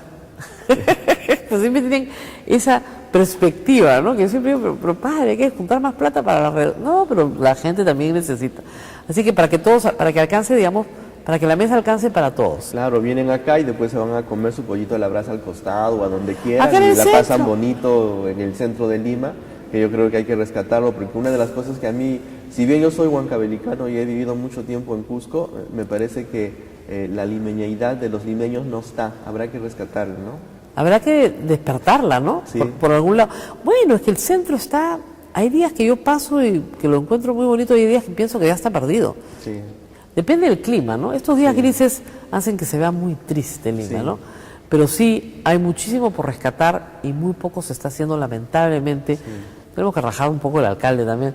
Ya se va en diciembre, pero la verdad es que en lo que es rescate patrimonial se ha hecho muy poco en estos 4 años y lamentablemente no vemos en los candidatos nadie que tenga una propuesta de rescate patrimonial, ¿no? No. Ninguno. Bueno, creo que la inseguridad está primando más porque nos afecta de una manera... No, muy y la grande, corrupción, ¿no? La gente Sí. pide que se solucione la corrupción, la inseguridad, que tenga trabajo, y tiene toda la razón. Pero un país sin historia, pues, no estaría celebrando el 28 de julio, ¿no? Claro. Tenemos que también que darnos cuenta de que tenemos que celebrar nuestra independencia con motivo de alegría. Claro. Y además porque esta ciudad se ha remodelado varias veces. Sí. Y se ha remodelado integralmente, sobre todo en el centro de Lima. O sea, la Plaza San Martín no estaba así hace 200 años. ¿Ah? No existía, pues. No, No existía. Habían iglesias, han tenido que derrumbar iglesias y monasterios. que Claro, estaban en la Avenida mitad de Tacna, plaza. la Avenida Tacna derrumbaron de todo. Claro. ¿Ya? Entonces, piensen ustedes que es una ciudad, sobre todo el centro histórico, ha sido remodelado ya muchas veces. Pero todavía hay mucho que rescatar y salvar y que simplemente luce en su peor forma. Algunas Se le ve personas... avejentada. ¿Ah? Se le ve descuidada y avejentada. Descuidadita, avejentadita, ¿no? Como una tía viejita Sí. que tienes ahí, que tendrías que ponerla más bonita para el 28 de Sí, julio, ¿no? sí. Deberíamos. Sí. Bueno, nos tenemos que ir despidiendo, padre. Muchas gracias por su tiempo y por sus datos históricos que han sido muy curiosos, la verdad. Siempre aprendo algo con el padre Luis Enrique. Y yo tengo que desearle felices fiestas patrias a usted, pero además sé que el cumpleaños del padre es mañana, 28 de julio, así que es un hombre muy patriótico. Felices fiestas patrias a toda la audiencia de Radio Santa Rosa. Yo mañana voy a estar por la vía telefónica conversando con Albert en algunos momentos de la mañana, sobre todo después del mensaje, para poderlo comentar con ustedes, para que tengan un análisis y un poco de perspectiva sobre lo que se propone. Y espero reencontrarme ya nuevamente con ustedes el día lunes para seguir hablando de lo que nos deja este 28 de julio. Pero aquí en Radio Santa Rosa, una cobertura completa de 28 y 29. Abel los va a hacer trabajar a todos, no solamente desde el Congreso. Obviamente nosotros nos especializamos en el Te Deum, ese es nuestro fuerte, no nos gana nadie. Y, ¿qué nos me están diciendo? Y que toda la red Sodomco, por supuesto, toda la red Sodomco va a estar escuchando tanto el Te Deum desde Lima, como el mensaje presidencial, como los análisis posteriores, y también se va a transmitir la parada militar, que es tradicional el día 29 de julio. Y el lunes yo regreso con toda la información para poder seguir examinando un poco la situación crítica en la que está la justicia en nuestro país, ¿no? No, da vergüenza. Da vergüenza, ¿no, padre? Me Eso. siento en una banana republic. Sí, una república De que no... películas, sí, de bajo presupuesto norteamericano. Bueno, padre, tenemos que darle paso justamente a la misa del Señor de la Justicia. Ahí nos vemos entonces. En la misa del Señor de la Justicia que tanta falta hace en el Perú. Nos vemos el lunes y felices fiestas patrias a todos. Hasta pronto. Hasta aquí, A Pensar Más con Rosa María Palacios. Este programa fue producido por la Sociedad Dominica de Medios de Comunicación, Sodomco. Llega a San Martín y una de las primeras cosas que hace es abolir la Inquisición, Claro. cosa que los dominicos apoyan. Bueno, era un tribunal de la corona. De la corona. No era un tribunal nuestro. A veces no se entiende eso, ¿no? Se parecía que era un tribunal de los dominicos que se los estaban quitando. No, porque, bueno, es que eso es como que de caricatura, ¿no? Porque Claro. es una historia de caricatura. Pero cuando tú vas y ves los archivos y ves la realidad de las cosas, es que eso no funcionaba así. Y además, en la Inquisición, recuerden que la jurisdicción era sobre españoles, no tenía jurisdicción sobre indios, ni sobre No, mulatos, ni sobre obviamente. negros, ni sobre nadie. Solamente Eran era para solo españoles. para españoles Era y solo para criollos y descendientes de españoles. Por eso San Martín, que era recontra milagrero, nunca fue. Y Rosa, que era criolla, la fueron a visitar a su casa para decir, oye, ¿qué estás diciendo? Porque ella era criolla. Claro. ¿No? A Y San Martín, no. a San Y Martín un no lo fraile podía... dominico, que ahorita se me escapa el nombre, fue quemado por iluminado. Sí. Claro. Ahí está, lo pueden visitar el Museo de la Inquisición, ahí está. Bueno, acá también hay un archivo. cuadro de él, y como el fraile dominico quemado y todo. Acá hay un archivo histórico interesante también, Sí, sí, para los sí. interesados. Pero eso es interesante porque, claro, yo había olvidado ese detalle. La Inquisición no tenía jurisdicción sobre San Martín, porque era No, mulato. Sí. Entonces él podía hacer todos los milagros que quería. Era un taumaturgo, ¿no? Imagínate ese milagro que parece leyenda, que de aquel que se cae del balcón y pide permiso para salvarlo. Él fue en la calle, no fue dentro del convento. Claro. Y la gente lo vio paralizado ahí en el aire hasta que venga, pide el permiso y regrese y lo baje despacito. Eso es lo que Lo dice... hubieran quemado vivo si hubiera sido un español. Claro, si hubiera sido español lo hubieran quedado vivo de todas maneras, eso sí. Y bueno, entonces los frailes acá estaban contentos con la emancipación. En general, sí, porque esa era la actitud generalizada. Obviamente, como en toda familia, hay algunos que eran realistas. El padre Cavero, que era el provincial del Perú, que al final como que descuidó sus labores como provincial y se fue detrás de San Martín a ayudar en todo lo que sea necesario, dio dinero de la provincia, dio joyas de las imágenes de los santos para poder ayudar a sustentar el ejército de San Martín, se ofreció a acompañarlo en todo momento y aprovecharon de eso un grupo de frailes que apoyaban pues a la corona española y como que lo relegaron un poco y él tuvo que escaparse y se escondió en el Callao. Estuvo varios meses escondido en el Callao hasta que al final ya se declaró la independencia, varios días, porque fue eso del 1923, fue más o menos aquí, y el 28 de julio la otra declaración, y más o menos esos días escondido en el Callao, y hasta que al final ya no pudo hacerse nada y él regresó como provincial, repuesto en su sitio y los realistas se tuvieron que ir. Y al final él terminó como párroco de nuestra parroquia de Yanaguara en Arequipa, que ya no es nuestra, pero era nuestra. Era. Es ex nuestra. Ahora, en ese entonces, los frailes acá producían muy buena música. Sí. Y San Martín encarga la música del himno nacional a un fraile dominico. No fue un concurso. Fue un concurso. Cuéntanos esa historia. San Martín, hay poca gente que sabe, los símbolos de la patria son pocos, pero uno de los símbolos de la patria es el himno, es la bandera, el escudo y el himno nacional, no hay más. Sí. Y uno de los símbolos de la patria se creó en este convento también. Sí. Él convocó un concurso público para saber cuál era el himno. Yo creo que San Martín, una de las cosas bonitas que nos dio identidad, ¿no? Y lo podemos ver en la bandera. La bandera de Argentina es propia, la bandera de Chile es propia y la bandera del Perú es propia. Bolívar no, la bandera de Venezuela, Colombia, Ecuador y casi Bolivia es la misma, a dominación total. Yo no le tengo mucho afecto al señor Bolívar. Pero bueno, él nos dio identidad, ¿no? Y convocó un concurso público. Como es un concurso público, se presentaron muchos y aquí los hermanos entusiastas por las cuestiones estas de la independencia decidieron también participar. Fray Bernardo Alcedo era un fraile lego de este convento, ¿no? Que era músico, ¿no? Y él hizo una música, se asoció con Ugarte, que era el que hacía la letra, y llamaron a su amiga Rosa Merino para que la cantara. Pero Ugarte no era fraile. No, él era un laico y Rosa Merino también, que era una laica. Era laica. Pero Alcedo era un lego. ¿Qué es un lego? Un hermano cooperador, un hermano no sacerdote, no sacerdote. Religioso. Un religioso no sacerdote. Como San Martín. Exactamente, lo que llamaríamos ahora un religioso no sacerdote. Claro. Pero era músico. Era músico. Prepara su música. Prepara su proyecto, se unen, hacen equipo de trabajo. Claro, hay toda una discusión sobre la letra del himno nacional. Sí, bueno. Pero sobre la música nunca ha habido discusión, felizmente. Sí, bueno, hay letras apócrifas y todo eso. Ahora, el concurso tenía que presentarse en el Teatro Segura. Claro. Y se ensaya en una sala muy bonita que hay acá en la sala de la entrada, que era lo lógico porque Rosa Merino no iba a entrar hasta acá. No. A esta sala no entra Rosa Merino porque está dentro del convento. Pero Rosa María sí. Rosa María sí entra, 200 años después Rosa María está acá. Pero Rosa Merino entra a la sala de entrada que se llama, ¿cómo se llama esa sala del techo tan bonito? La sala de recibo. La sala de recibo. Y en la sala del recibo se instalan los músicos. Claro. Y ahí se ensaya. Ahí se ensayaba. Y justamente por eso vamos a hacer un diorama que hable justamente de eso. Obviamente no vamos a poner una imagen de Vicente, pero Bernardo, pero vamos a hacer un diorama en donde la gente puede escuchar la música sola, la música cantada en castellano y en quechua. Estoy buscando dentro de lo que es el museo, porque eso es parte del museo. Dentro del museo, claro, vamos a recrear esa partecita. Y bueno, como siempre lo representan como laico. Lo que pasa es que él varios meses después, casi un año después, él decide salir de la orden porque, quería crecer, me imagino. O luchar por la independencia, o lo que fuera. Sí, bueno, se fue a Chile. Y en Chile lo contrataron como músico de la Catedral de Santiago y ahí pasó mucho tiempo. Tuvo muy mala suerte porque siempre que regresaba al Perú nadie lo quería y entonces se regresaba a Chile.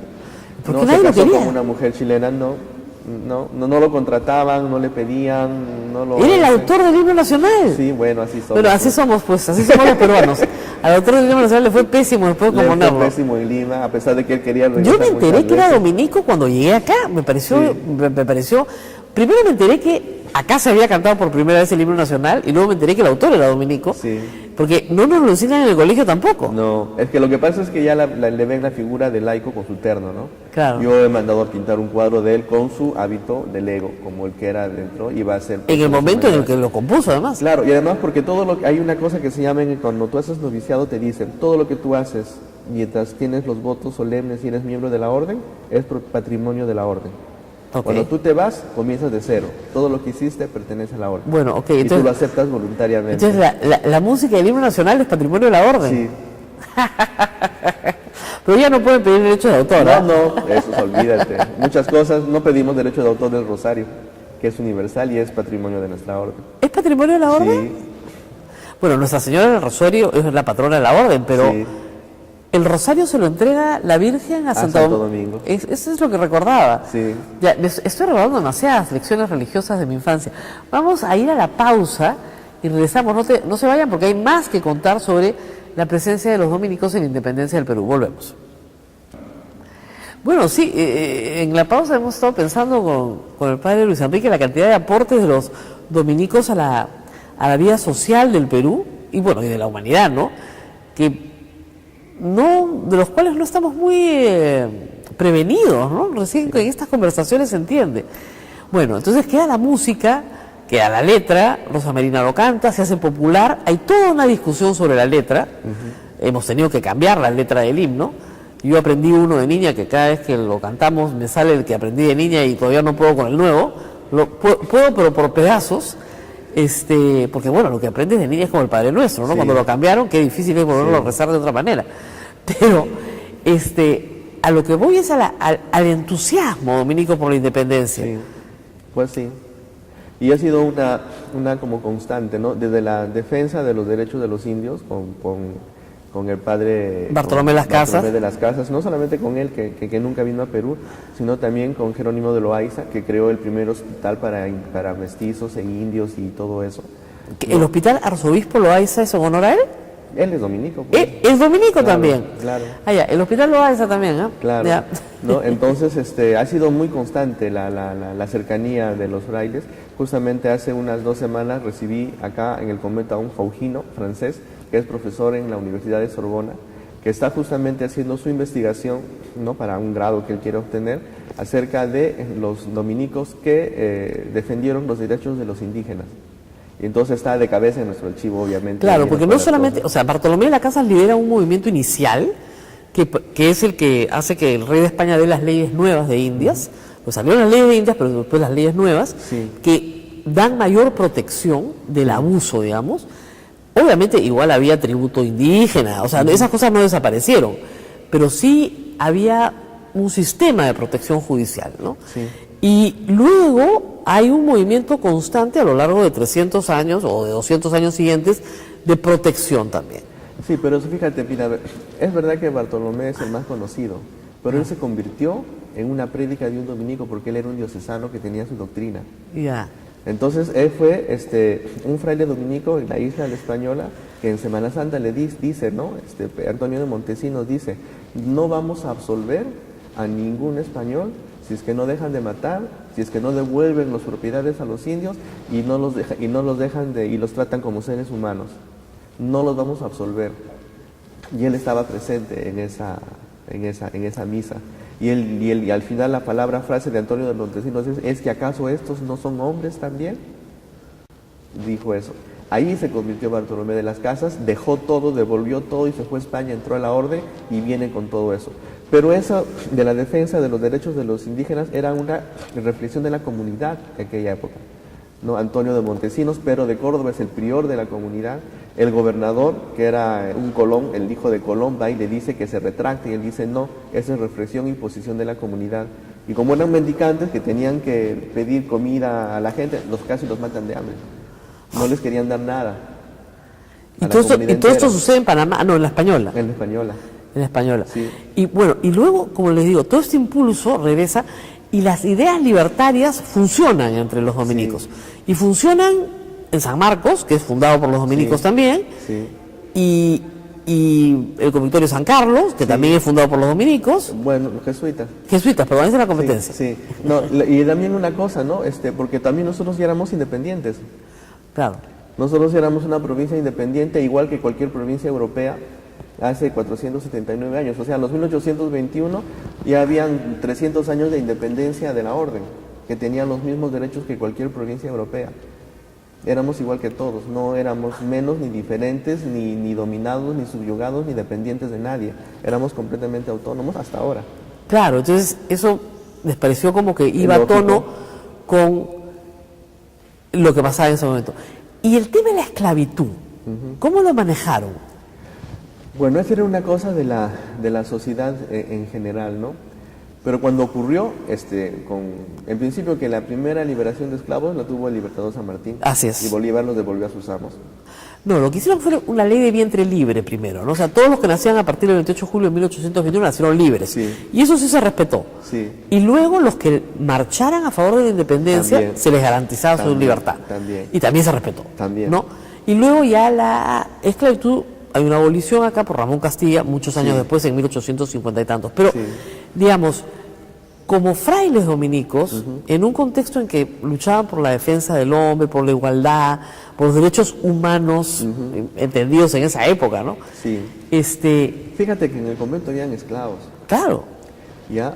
Pero que yo sepa, no eran tan maltratados. Al contrario, era un privilegio ser esclavo de un convento, entre comillas, ¿no? Porque mientras que en los otros lados no sufrían algún tipo de maltrato, otros no. Pero también al mismo tiempo creo que la esclavitud en la ciudad era un poco diferente a la esclavitud en el campo. ¿No? Por ejemplo, en nuestro convento de Trujillo hay un mural que dice que ese altar de la Virgen del Rosario fue donado con la plata de los esclavos. Y ahí es donde me enteré que a veces habían esclavos que eran más ricos que los amos y les dejaban su herencia a sus amos, porque tener un esclavo era como alquilar un taxi. claro. Cobrabas por el trabajo y él se quedaba con parte para vivir él, ¿no? Y tú vivías de las rentas del trabajo de tus esclavos. En este caso, fíjate, la actitud de la orden respecto a los esclavos como que la toleraban, la aceptaban, pero yo no he encontrado algún texto que me diga que la beneficiaban, o sea, que la aceptaban plenamente y la practicaban libremente. Ni la promovían. Sí, hay veces aceptaban a gente para liberarla de un cierto maltrato y se quedaban en el convento, ¿no? Entonces eso también he podido ver. Pero quizás sea también pues como que la diferencia racial, ¿no? del moreno africano respecto al indígena sudamericano, que es diferente. Y encima que habían razas de indígenas, había un grupo de indígenas que parecían muy blanquitos y otros un poco más trigueñitos, mientras que con ellos no necesariamente era así, ¿no?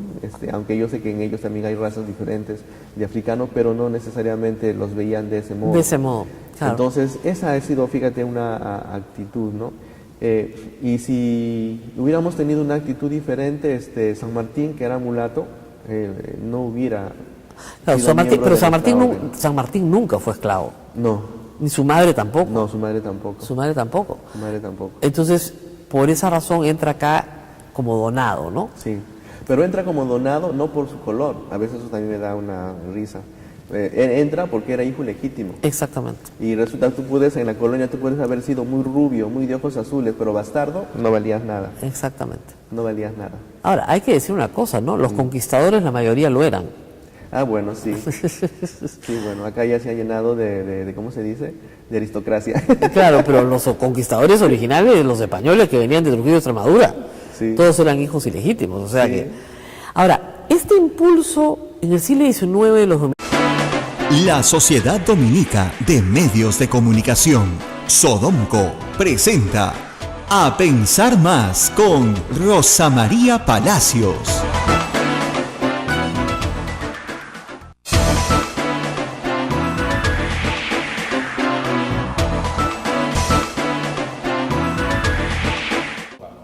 Muy buenos días, amigos, y bienvenidos a una edición más de A Pensar Más.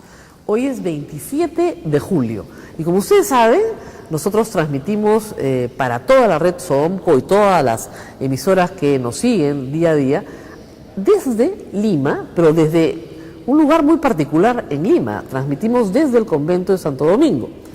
Y para días de fiesta, como hoy, previos al 28 de julio, podemos darnos el lujo de salir de nuestra habitual cabina para movernos a alguno de los ambientes más bonitos que tenemos aquí en el convento, que está lleno de joyas, ya se los he enseñado, pero hemos decidido volver a invitar al padre Luis Enrique, para que, como director del museo, nos cuente cuál ha sido el papel de los dominicos en la independencia de la República.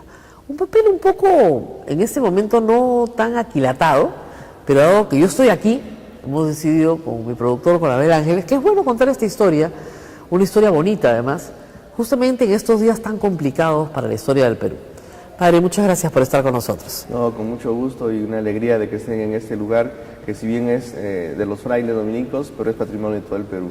Eso sí es patrimonio nacional, por cierto, pero para empezar a contar un poco nuestra historia, ¿dónde estamos? ¿Qué es esto que está viendo la gente que nos sigue a través de Facebook Live en su pantalla? ¿Qué es lo que estamos? ¿Dónde estamos? Sí, nosotros ahorita estamos en la sala capitular del convento Santo Domingo. Y es un lugar muy importante dentro de los conventos porque en las salas capitulares se reunía el capítulo. Y el capítulo son todos los hermanos profesos solemnes asignados canónicamente a un convento. Entonces acá se reúnen todos los que tienen derecho a voz y voto y a ser votados también. En ese lugar se reúnen los hermanos para decidir el gobierno del convento, la posición de los hermanos frente a la sociedad y hasta las cosas más domésticas y sencillas que puedan haber. Yo siempre recuerdo y siempre lo digo, nosotros los dominicos somos una orden capitular, que traduciéndolo en términos un poco civiles somos una orden democrática, ¿no? Y mi maestro de novicios, que era un español vasco, el padre Amando Herrán Angulo, él nos decía, lo que concierne a todos debe ser resuelto por todos, no por algunos. Y ese es el espíritu del capítulo de un convento dominicano, y ese es el lugar en donde estamos ahora. Esa es creo que la importancia máxima que nosotros como dominicos tenemos. Como lugar específicamente, ha sido un lugar importantísimo también porque en ese lugar, y justamente frente al Cristo que tenemos aquí, San Martín Levito, un momento místico que no está alejado de la cotidianidad y ordinariedad de nuestro convento en sus decisiones y en sus discusiones. Y al mismo tiempo, durante la época de la independencia, en este lugar se reunieron todos los hermanos y unánimes firmaron el acta de sujeción a la independencia del Perú.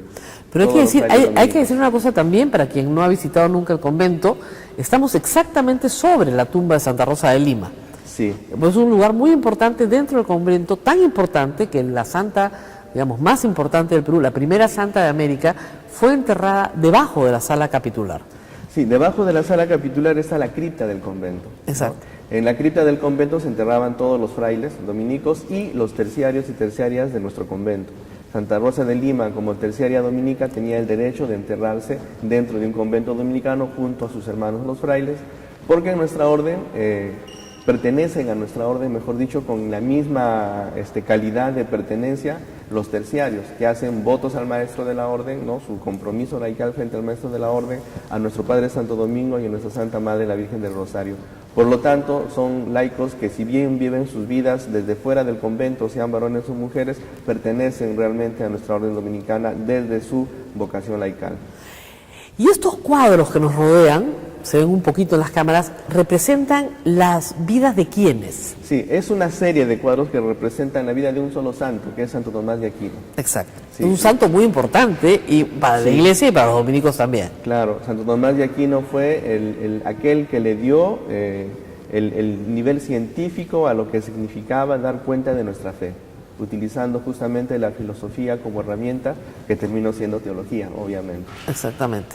Y los cuadros representan escenas de la vida de Santo Tomás de Aquino. Estos cuadros son del siglo XVII, creo. Sí, son cuadros del siglo XVII, son anteriores al esgrafiado en dorado, que normalmente ya son propios del siglo XVIII, no son de escuela cusqueña.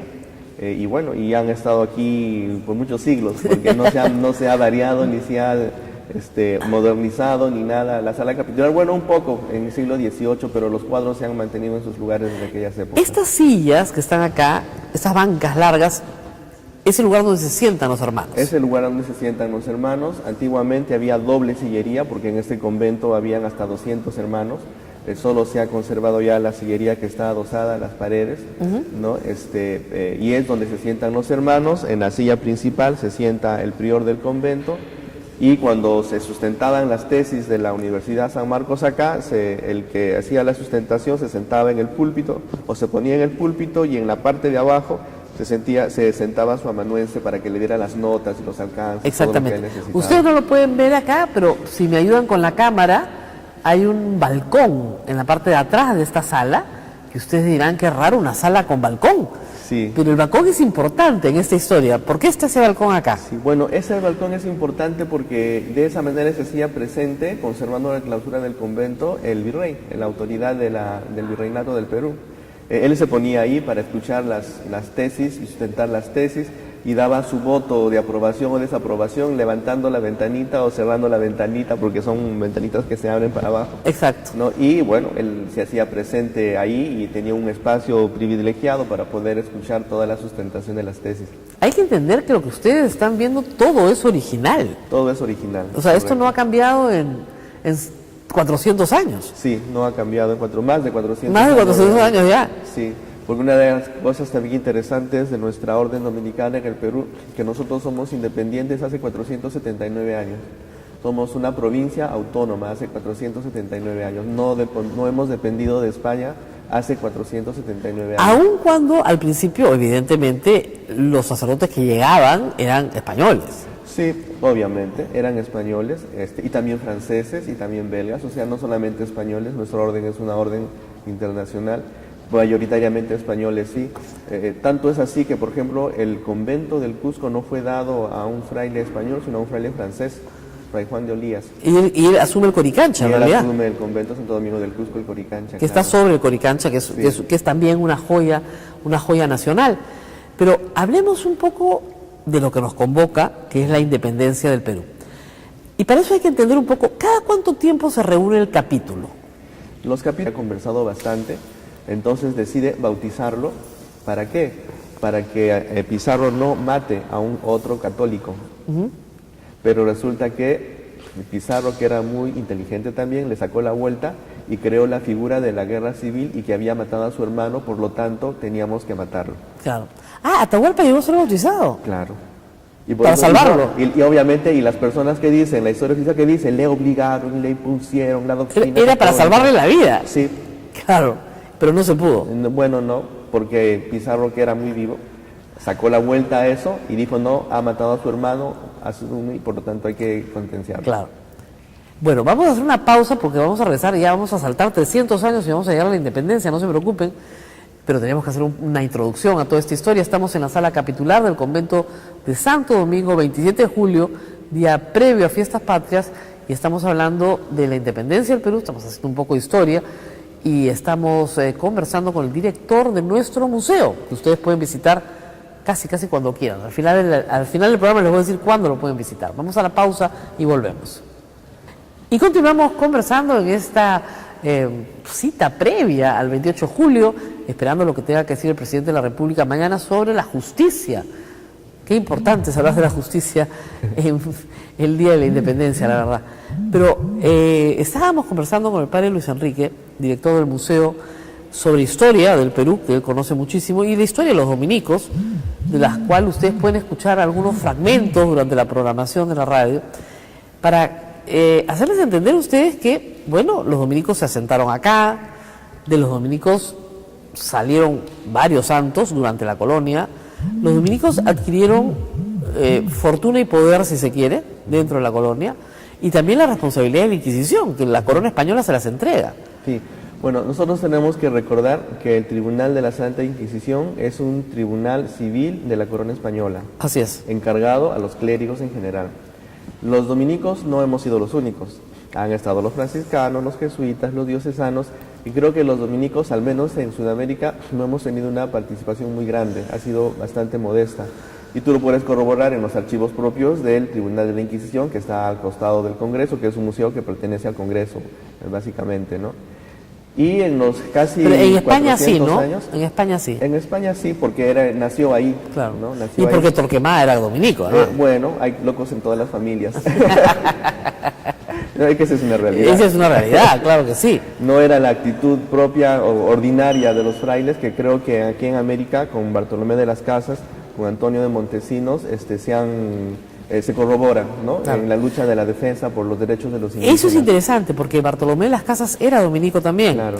Y Bartolomé de las Casas es el gran defensor de los derechos de los indios, el que le pide las famosas leyes nuevas al rey de España Sí. para proteger lo que él consideraba era una masacre. Así es. Y se dirige al rey de España y finalmente hay toda una confrontación, ¿no?, con Ginés de Sí. Sepúlveda Sí. sobre si los indios tenían alma o no. ¿O no? Y él gana la Él confrontación. gana el juicio, que era una especie de juicio, él gana el juicio y gracias a eso todos los sudamericanos, o mejor los nativos de Sudamérica, somos considerados hijos de Dios y por eso sujetos a evangelización. Exactamente.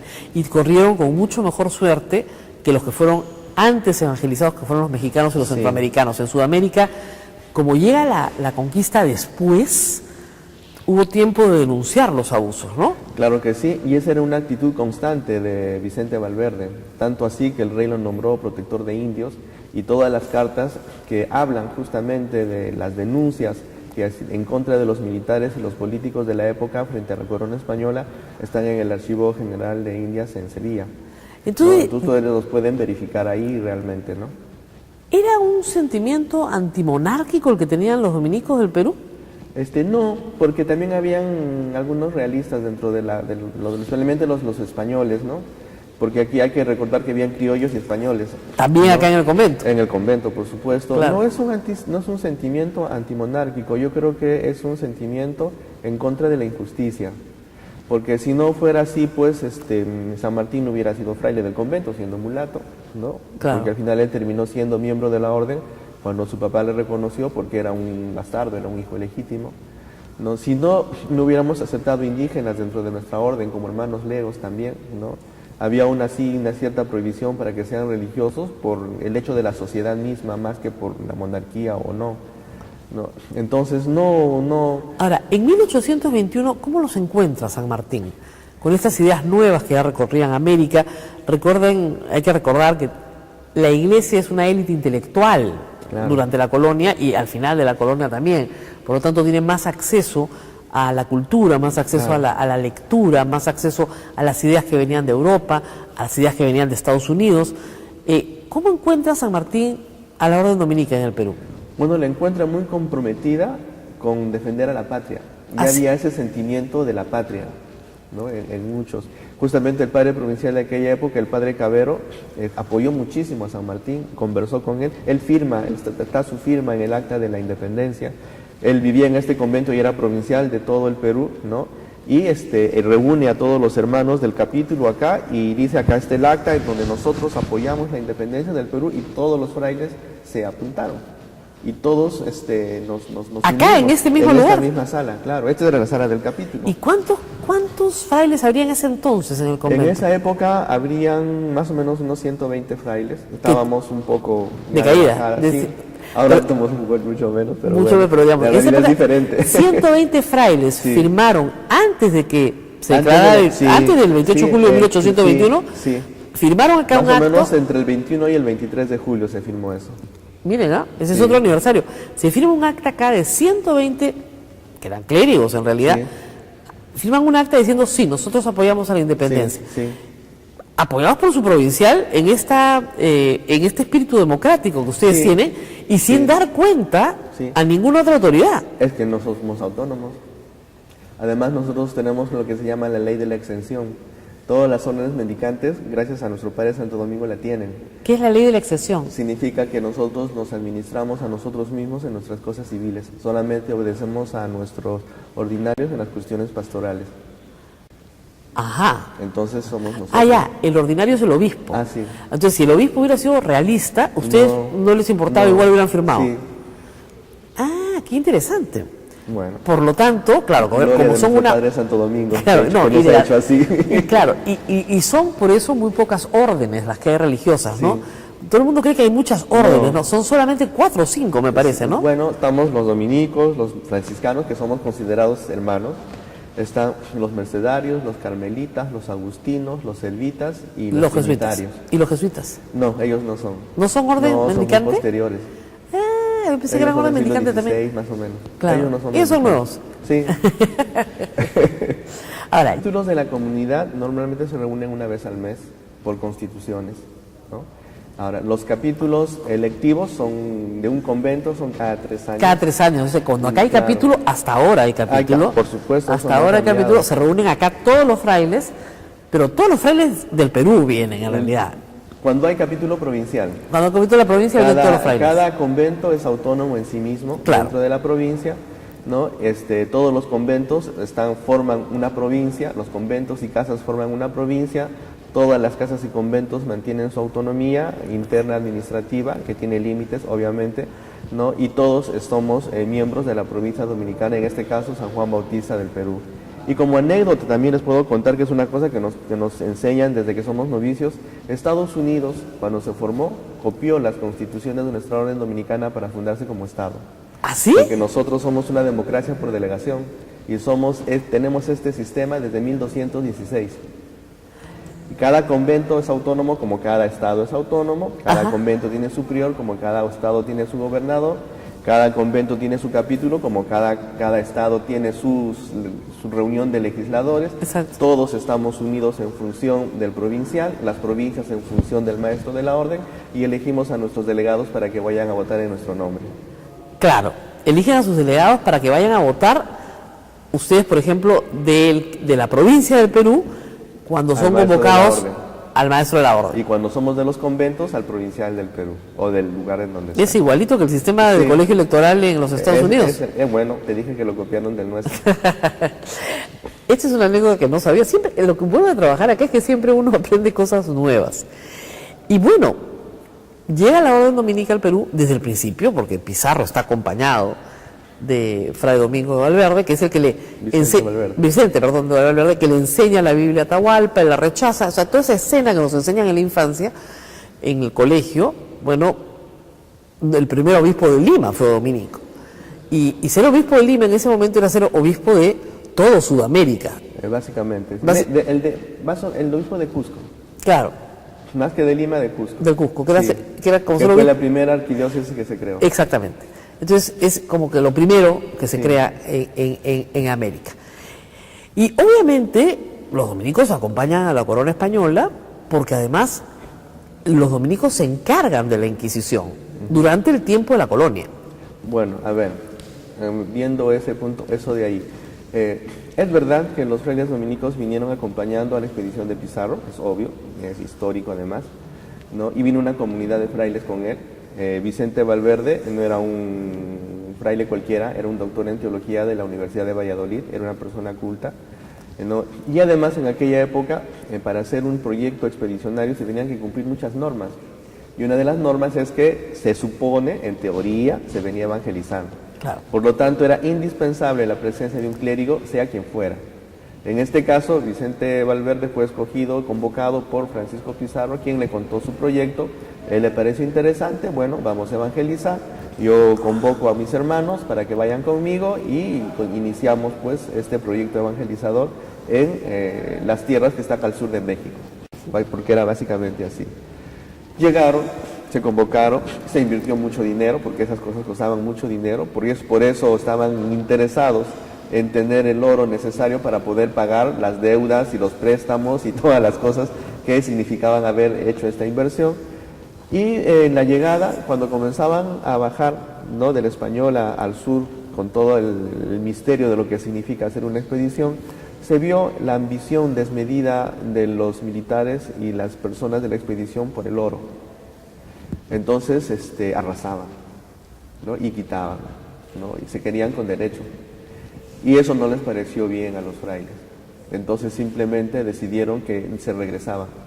Hubo una discusión sumamente grande porque si se regresaban, fracasaba la expedición, ya no continuaba la expedición porque no tenían el requisito indispensable, que era la presencia de un clérigo. Y entonces la comunidad se regresó para denunciar estos hechos que no eran normales según la visión de los frailes, y el único que se quedó fue Vicente Valverde, que era el superior de la comunidad que venía acá a evangelizar. En el contexto de Cajamarca, eso dice la historia de colegio, ¿no? Pero cuando revisamos nuestras crónicas, especialmente la del padre Juan Meléndez en El verdadero tesoro de las Indias, pues no cuenta eso. y otras crónicas también. En principio no puede haber, en principio lo que tenía que hacer el clérigo, una de las obligaciones del clérigo que venía en esa expedición, estaba enmarcado en la ley de requerimiento que decía: yo, en nombre de Dios y en nombre del rey, te muestro la fe verdadera, ¿no? Y le pide su sujeción a la fe verdadera, porque en esa época era considerado así, porque no hay que hacer juicios anacrónicos también. Pero no era pues la Biblia. La Biblia en época debe haber sido un libro Claro, es verdad. Eso es no tendría lógico. sentido. No tiene sentido. ¿Qué era su libro de oraciones? Que representaba la palabra de todos Dios. los días, la palabra de Dios, porque era una representación. Para aclarar un poco lo del colegio. Pero cuando lees al padre Meléndez, resulta que Atahualpa y Vicente Valverde se pegaron una conversación como de 4 horas, ¿no? Tenían un intérprete que estaba ahí, estaban en un lugar en donde nadie tenía acceso, conversaron de lo más bien, hasta se pusieron de acuerdo, hicieron muchas cosas, y los españoles se desesperaban porque no sabían qué es lo que el padre estaba haciendo y comenzaron a hacer alboroto. Y además tenemos que recordar que cuando llegaron los españoles, llegaron en un momento de desintegración o de declinación del imperio del Tahuantinsuyo. Había una guerra civil en el Perú, claro. No, y además, no es que ese es término occidental. No, obviamente. No, lo que pasa es que estaban en el momento de la sucesión de la corona. Claro. Y tenía que haber el Sapan Inca, o sea, el uno solo. Sapan significa unito, único, sin nadie más que uno. Entonces, los contendientes a tener la Mascaypacha, que es la corona, tenían que pelearse entre ellos para que uno ganara y el que ganara tenía la Mascaypacha. No es que era una guerra civil, esa es visión occidental, ese es el modo como ellos, ¿cómo se llama? Hacían la sucesión del poder. Claro, pero Huáscar ya estaba muerto cuando ya sí, porque Atahualpa ya había arrasado con todo Cusco, porque tenía que arrasarlo. Él tenía que ser o sea, uno de los tenía que ganar, en este caso ganaba Atahualpa. ¿no? Pero Atahualpa venía de Quito, ¿no? Es que el imperio del Tahuantinsuyo es hasta Colombia y hasta Tucumán en Chile y hasta la mitad. Ambos eran hijos de Huayna Cápac, ambos tenían derechos, ciertamente. Y Pizarro aprovecha esta situación. Pizarro aprovecha esa situación también de descontento, porque las otras culturas sometidas al Tahuantinsuyo ya no soportaban a los incas. Claro. Y 2 españoles no hicieron todo lo que hicieron. Ya se habían asociado a otras civilizaciones que estaban en el Ecuador, en lo que llamamos hoy Ecuador, ¿no? Que querían liberarse del dominio inca y simplemente ya venían con todo ese apoyo de soldados y personas y todo lo demás. O sea, no es que venían ellos solitos. Y regresemos a los dominicos. Entonces, sí, el requerimiento, que así se llama esa famosa escena, termina en que finalmente Atahualpa es ajusticiado por los españoles. Sí, termina siendo ajusticiado, y Vicente Valverde, ya que lo conocía a Atahualpa porque